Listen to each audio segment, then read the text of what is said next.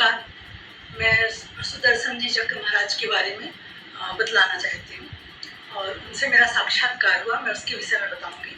लेकिन उसके पहले मैं धन्यवाद दूँगी कि वृंदावन मथुरा के दवानल कुटी के महाराज देवराज सिंह महाराज शायद उनका नाम है, और उनको और सिद्ध संतों की खोज, ये 2 जगह मैं उनके बारे में चरित्रावली में सुना करती थी। सुदर्शन चक्र महाराज की काफ़ी वो है, उनकी चरित्रावली है। वो बहुत अच्छे लेखक थे गीता प्रेस में, और कल्याण का संपादन करते थे। और तो इनके मतलब इनसे सुन के मुझे बहुत ज़्यादा इनके बारे में जानने की इच्छा हुई, और मैं इनके बारे में काफ़ी कुछ जानी।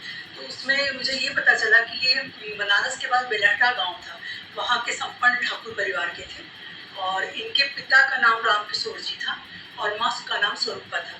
और इनके पिता बहुत अच्छे दुर्गा के भक्त थे, और माँ बच्चे को अध्यात्म मार्ग के लिए भी प्रेरित करती थी, चाहती थी बच्चा अच्छा बने। और ये 2 भाई थे, एक इनका छोटा भाई था शंभू, लेकिन इनके साथ ये विडंबना थी कि बाद में कुछ समय के बाद जब वो थोड़े से बड़े हुए, तो उसके बाद में ना तो इनके पिता रह गए, ना माँ रह गई, ना इनके भाई छोटे रह गए। और यहाँ तक कि जो इनका ननिहाल था, तो वहाँ पे भी इनके मामा और इनकी केवल माँ थी, लेकिन उसमें भी उनके भी सबकी डेथ हो गई, तो कोई भी नहीं बचे। और इसलिए थोड़े से विरक्त संत टाइप हो गए। और फिर कुछ समय तक तो आते जाते थे अपने गांव में, लेकिन बाद में वो उनका मन एकदम भ्रमणशील हो गया। वो हर जगह जाके भ्रमण करते, कुछ दिन रहते, और काफ़ी समय इनका वृंदावन में गुजरा। और कल्याण के संपादक थे ही, और गीता प्रेस के हनुमान जी पोद्दार और सीताराम बाबा और राधे बाबा, ये सब इनको बहुत मानते थे, और क्योंकि वो लिखते बहुत अच्छा थे। और सबसे बड़ी बात ये थी कि मैं इनकी तरफ इसलिए अट्रैक्ट हूँ कि ये कृष्ण को कनु बोला करते थे, और मैं भी कृष्ण को कनु ही बोलती हूँ, लाला कनु ऐसे करके।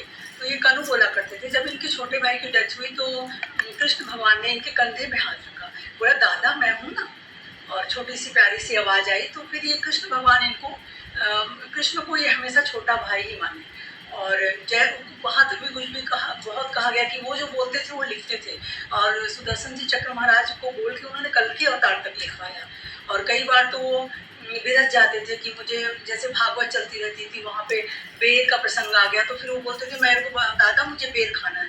तो इनको बीच में अपना मतलब ये भागवत सुनते सुनते इनको बीच में जाना पड़ता था उनके लिए बेर लाके, और वो अपने साइड में हमेशा अपनी जगह देते थे, क्योंकि लाला सुनते थे, कनु बोलते थे।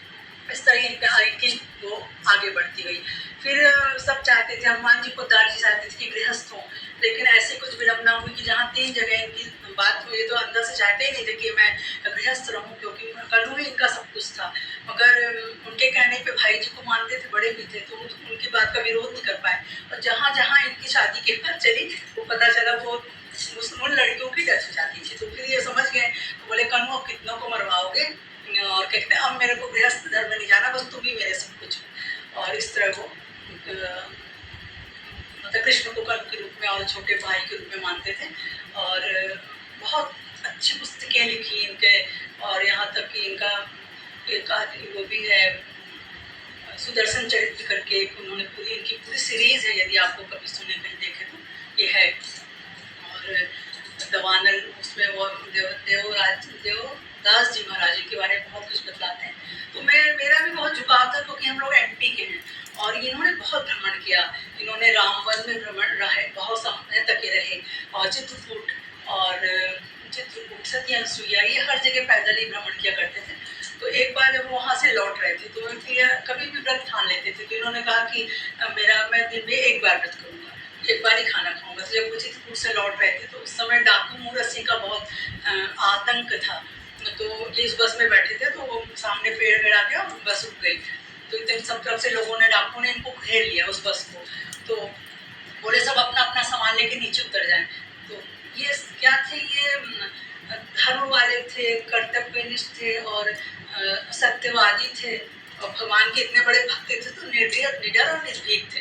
तो जब ये सब कुछ देखे, तो अपना सामान सब बस में छोड़ दे, बाकी नीचे उतर जाए। तो अपने थैला को लेके, इनका बस इतनी जजायत थी इनके पास, विरक्त संत थे।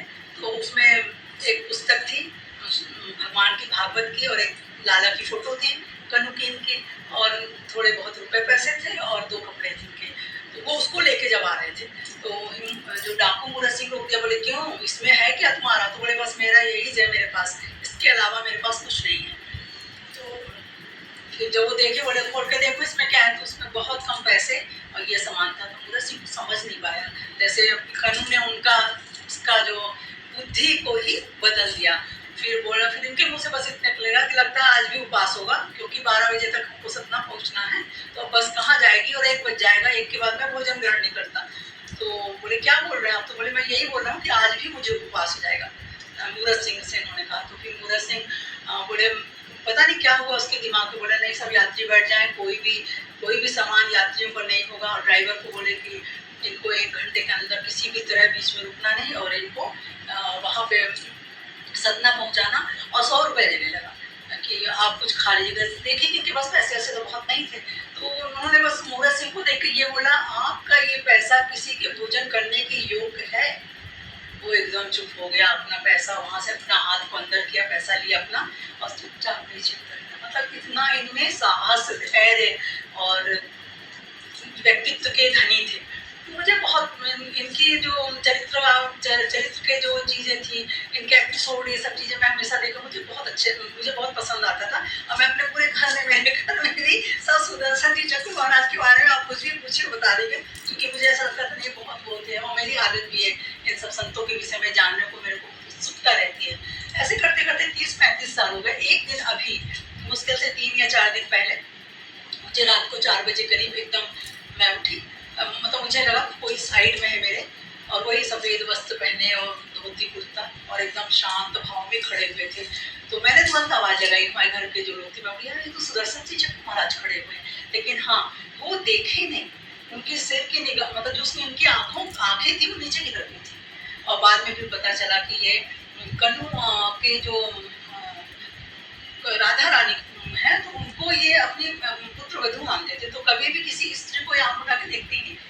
और उसके बाद वो एक बार ऐसी हो, तो वो यहाँ तक मंदिर में दर्शन करने नहीं जाते थे, उनको लली बोलते थे और कहते थे लली को संकोच हो जाएगा यदि मैं मंदिर में दर्शन कर जाऊँगा। तो हनुमान जी पोद्दार जी के साथ ये एक वृंदावन में मंदिर में दर्शन करने गए दोनों लोग। तो वो बोले कि चलिए, तो बोले नहीं मैं नहीं जाऊँगा, वो नहीं जाते थे, संकोच करते थे।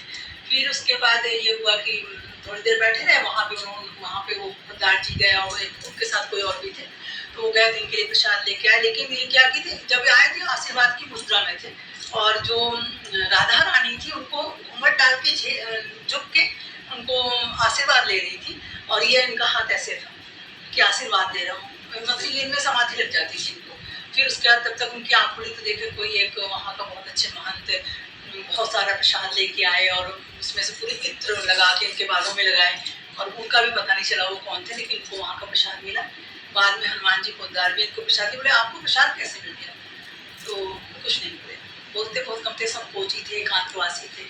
फिर कुछ समय के बाद एक बार ऐसे ही कहीं संकोच कर रहे थे खाना खाने जाने के लिए, तो उन्होंने देखा कि एक बहुत सुंदर सी स्त्री आई है घूंघट डाल के, और चांदी की थाल में पूरा खाना लेके आई है, और घूंघट डाली और धीरे से खाना रख के मतलब जा रही हैं। लेकिन जब वो चली गई, तब इनको समझ में आया, पूरी इत्र से पूरा कमरा भर गया वहाँ के चंदन के इत्र से। तब इनको समझ में आया ये तो राधा रानी थी, मुझे खाना देने आई थी।